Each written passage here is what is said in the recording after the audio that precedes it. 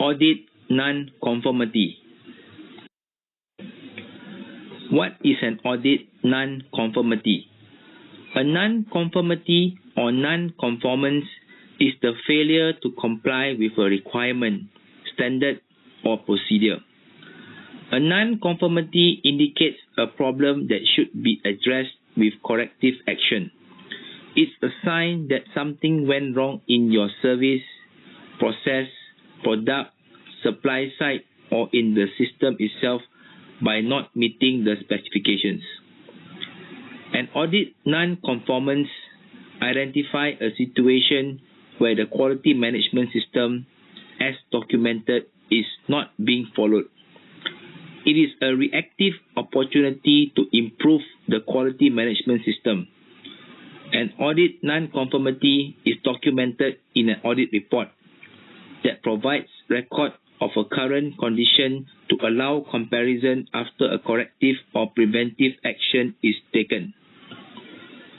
Documenting an audit non-conformity. The purpose of writing an audit non-conformity is to enable the auditee to come up with an effective corrective action by helping the auditee understand the problem and therefore act as a starting point for problem solving. How should an audit non-conformity be communicated? An audit non-conformity must be communicated in a timely manner to ensure corrective and preventive actions can be taken to prevent further non-conformity. Verbal explanation of non-conformity to auditee during an audit is important to enable the auditee understand the area of non-conformity. The non-conformity is initiated in the audit report during audit team wrap-up, and an audit non-conformity takes up an appropriate section on an audit report. Corrective and preventive actions.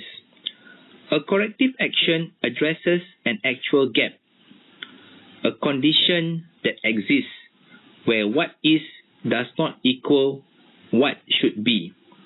It is a correction and a root cause investigation is required. A preventive action addresses a potential gap. A condition may exist but not yet experienced. Typically, no correction is required, but potential root cause investigation is required. What action should be taken when a non-conformity occurred? When the non-conformity is raised, the auditee is responsible to find the problem and fix it. The auditee is required to identify the root cause of the problem, implement solutions that control or eliminate the root cause of the problem. System needs to be implemented to evaluate the effectiveness of the corrective actions. The auditee is expected to respond with an action plan in a timely manner to any non-conformity and should not be defensive of current situation. The auditor should not only address the specific deficiency without addressing the underlying root cause. Who are involved in the implementation of the corrective action? It is normally led by the department head. In addition, any employee may be involved in identifying the root cause of the problem, as well as the potential solutions. Internal auditor may participate in the corrective action at the request of the department head, but is not responsible for correcting or implementing corrective action for the non-conformity.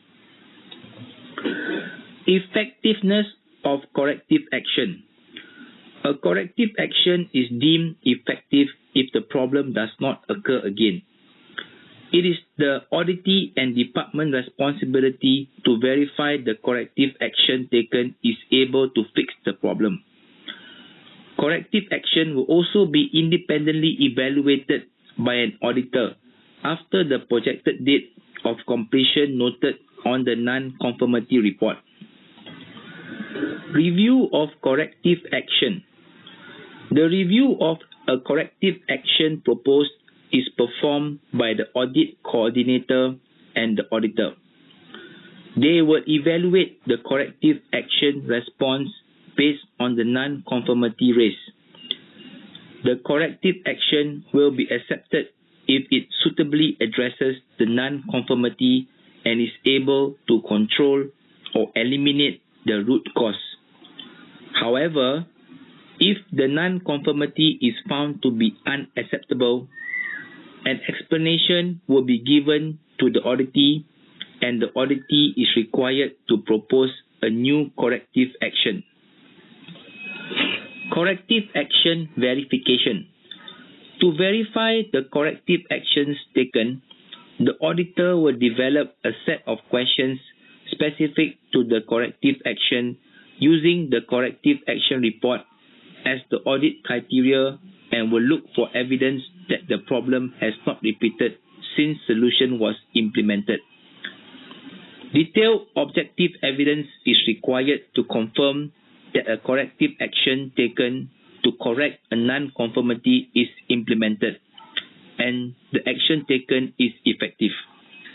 Based on the auditor's written corrective action plan, the auditor will determine if the stated corrective actions have been taken and have effectively eliminated the cause of non-conformity. That's the end of lesson 11. A gentle reminder to attempt the worksheet and pop quiz. Any questions, feel free to email me. Thank you.